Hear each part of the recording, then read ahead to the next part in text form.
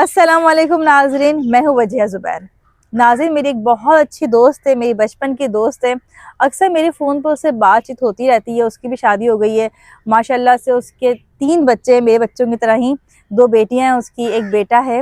वो अक्सर अपने इश्यूज़ पे मुझसे बात करती रहती है। उसकी सास उसके साथ रहती हैं, बाकी भी फैमिली है उसकी माशाल्लाह से, देवर हैं, जेठ हैं, नंदे हैं, लेकिन ज़ाहिर है सब अलग अलग हैं, लेकिन सास उसके साथ रहती हैं। वो बड़ी परेशान रहती है अपनी सास से। वो कहती है कि मेरी सास जो हैं वो जब उन्हें मौका मिलता है वो मोबाइल पे शुरू हो जाती हैं अपनी बेटियों से बुराइयां करना, कहीं मेरी, कभी किसी भाभी की, कभी किसी से, कभी किसी की। तो खैर मैं उसको समझाती हूँ कि भाई वो अपनी बेटियों से नहीं करेंगी तो किससे करेंगी बात। तुम भी तो करती हो ना मुझसे अपनी सास की बात, अपने ससुराल वालों की बात। लेकिन एक बात जो वो करती है सबसे ज़्यादा, वो कहती है कि मैं अपने शौहर को अपनी सास के पास बैठने नहीं देती हूँ। मैंने कहा भाई ऐसा क्यों करती हो, क्यों जुल्म करती हो अपने शौहर पे? कहीं नहीं यार, ये जुल्म नहीं है, ये अपने दिफा के लिए करती हूँ मैं। अगर वो अपनी माँ के साथ बैठेंगे तो वो यकीनन कोई ना कोई मेरी बुराई करेंगी, फिर इनका मूड भी ख़राब हो सकता है, ये मुझसे लड़ भी सकते हैं, मुझसे मुंह भी बना सकते हैं। तो मैंने बैठने देती ही नहीं हूँ। जैसे ही ऑफिस से आते हैं मैं बच्चों को इनके पीछे लगा देती हूँ। बच्चे इनसे बातों में लग जाते हैं। बाज़ दफ़ा तो ऐसा होता है कि ये आते ही लॉन्च में बैठ जाते हैं, मैं भी आ जाती हूँ, बच्चे भी आ जाते हैं। हाँ, अपनी बातों में इतने लग जाते हैं कि मेरी सास खामोशी से उठ के अपने कमरे में चली जाती हैं। फिर मुस्कुरा के बच्चों को देखती हूँ। यानी इस सारी सूरत हाल में बच्चे भी शामिल होते हैं। खैर मैं उसे गाइड करती हूँ कि चीज़ों को हैंडल करना चाहिए, लेकिन पॉजिटिव तरीके से, कभी नेगेटिव तरीके से नहीं। और बच्चों को इन्वॉल्व करके तो बिल्कुल भी नहीं करना चाहिए। खैर ये तो मेरी और उसकी बातें चलती रहती थी, लेकिन कल जो उसने बात की तो मैं हैरान रह गई। बात हमारी शुरू हुई चाय से। मैंने उसको बताया कि मैं चाय नहीं पीती हूँ। 3 साल पहले बस अचानक मूड हुआ और चाय पीना शुरू कर दी। फिर एबटाबाद शिफ्ट हुए तो वहाँ सर्दियाँ थी, जिसकी वजह से चाय मजीद बढ़ गई मेरी। बच्चे नहीं पीते चाय हमारे, चाहे कितनी सर्दी हो, कुछ भी हो, तीनों बच्चे चाय नहीं पीते। कह लेंगे अच्छा, कह लेंगे मेरी भी दोनों बेटियां चाय नहीं पीती, और मैंने कभी उनको इंसिस्ट भी नहीं किया कि चाय पियो, लेकिन मैं अपने बेटे को चाय लाजमी पिलाती हूँ। मैंने कहा क्यों भाई, उसको क्यों पिलाती हूँ चाय लाजमी? वो कहने लगे मैं उसको चाय लाजमी इसलिए देती हूँ क्योंकि देखो मेरी 2 बेटियां हैं, ये तो अपने घरों की हो जाएंगी, तो पीछे बचेगा कौन? मैं और मेरा बेटा। तो शाम की चाय तो मैं और ये साथ पिया करेंगे ना।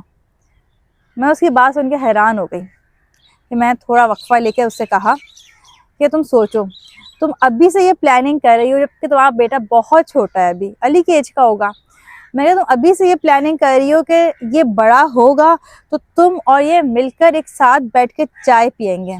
तो सोचो, तुम्हारी सास का भी तो बेटा है ना तुम्हारा शौहर, तो तुम्हारी सास ने प्लानिंग नहीं की होगी कि हम साथ बैठेंगे, मेरा बेटा होगा, मैं अपने दिल की बातें करूंगी। वो पूरा दिन इंतजार करती हैं। मैं जानती हूँ उसकी सास को, ज़ाहिर से दोस्त है, जाना आना होता है, मुलाकात होती है, आंटी बहुत अच्छी हैं। लेकिन वही बात है, कोई खातून कितनी अच्छी क्यों ना हो, कोई बुजुर्ग कितनी ही शफकत वाली क्यों ना हो, लेकिन सास तो भी सास होती हैं। लेकिन हकीकत ये है कि ज़ाहिर से तो माँ भी तो है ना एक, उनका दिल चाहता है अपने बेटे से बात करने का, पूरा दिन इंतजार करती है कि मेरा बेटा आएगा तो मैं 2 बातें कर लूँगी उससे।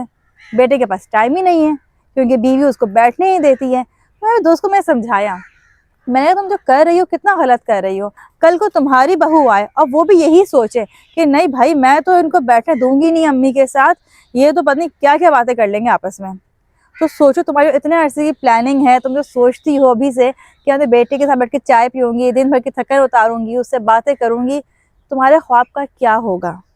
थोड़ा बहुत तो समझी हो मेरी बात को, मुझे उम्मीद है कि वो इस पर अमल भी करेगी। नाज़रीन, ज़िंदगी ऐसी ही चलती है, जो हम अपने लिए सोचते हैं वही हमें दूसरों के लिए सोचना चाहिए। फिर वो शख्स चाहे बुरा ही क्यों ना लगता हो, अगर वो आपको बुरा लगता है ना तो यकीन आप भी उसको बुरे लगते होंगे। अगर आपको उसकी कुछ बातें बुरी लगती हैं तो उसको भी आपकी कुछ बातें बुरी लगती होंगी। ये रिश्ते ऐसे ही चलते हैं, एक दूसरे का ख्याल करते हुए, एक दूसरे की ख्वाहिशात का ख्याल करते हुए।